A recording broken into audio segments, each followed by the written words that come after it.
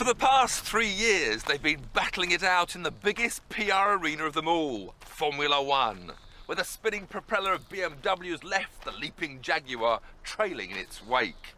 Now, the fight is on as to who makes the ultimate super saloon. Jag claim it's not the intent of their new S-Type R to pick a fight with the BMW M5. But what other saloon has rear-wheel drive, 400 horsepower and costs around £50,000? Which one you dream of most will probably depend on whether you prefer British grace or German presence, a relaxing automatic gearbox or a chunky manual. The sound of a supercharged 4.2-litre V8 or a high-tech, normally aspirated 5-litre V8. The M5 has been unrivalled for 3 years. Is the S-Type R the car to show it the way home?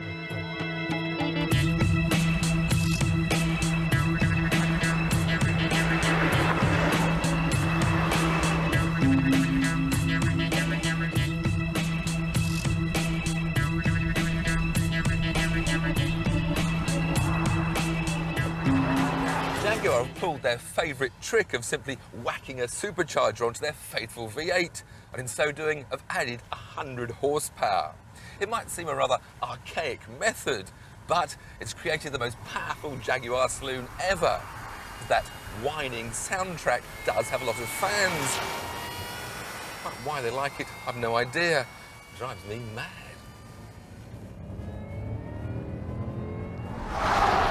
All those wafting Jaguar qualities like a refined ride and well-weighted steering are present and correct. And the automatic gearbox is one of the silkiest around with its classic Jaguar J-gate. But it is still an automatic, and when it comes to a bit of press-on motoring, even in manual mode, it doesn't change down always when you want it to. Another problem is the lack of a limited slip differential, which means with all that power, the traction control cuts in very early. So if you're caught out at a junction, you either end up with unwanted hesitation or with the traction off, a wildly spinning inside wheel. So what does all that mean when it comes to the ultimate challenge? Still in its original layout, Goodwood provides a beautiful test for man and machine. It's lovely flowing circuit, but you shouldn't see this Jag get up some pretty high speeds.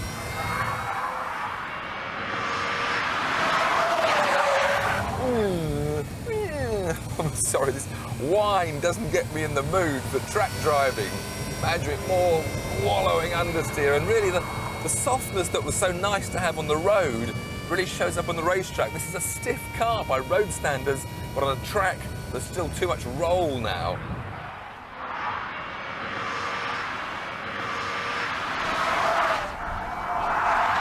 Up to 11th, this tight double right-hander, hit the throttle and... oof.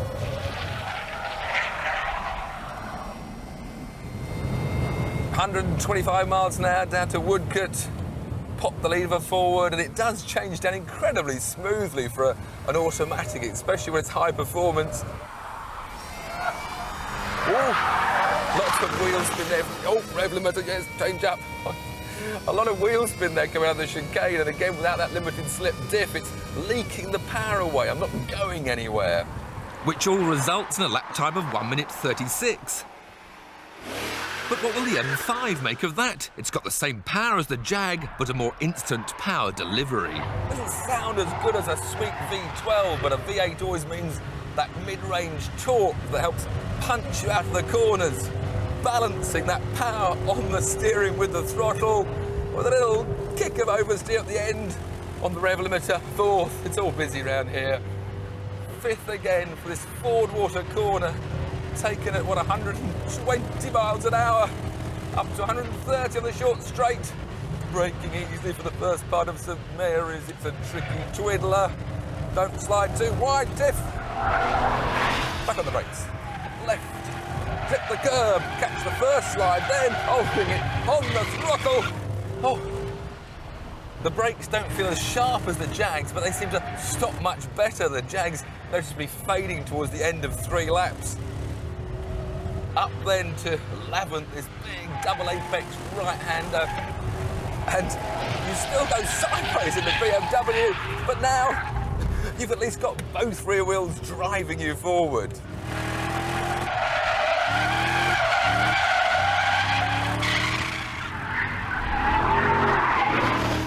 Down to this famous woodcut corner, another tricky double apex. The lap's almost finished. I think I've got it balanced just about on the edge. Will the lap time be quicker? Into the second gear for the chicane. Kick that back out, catch the slide, cross the line, and it's 4 seconds quicker than the S-Type. At the end of the day, perhaps Jaguar are right. These are different horses for different courses. But there can only be one ultimate super saloon, and that still has to be the BMW M5.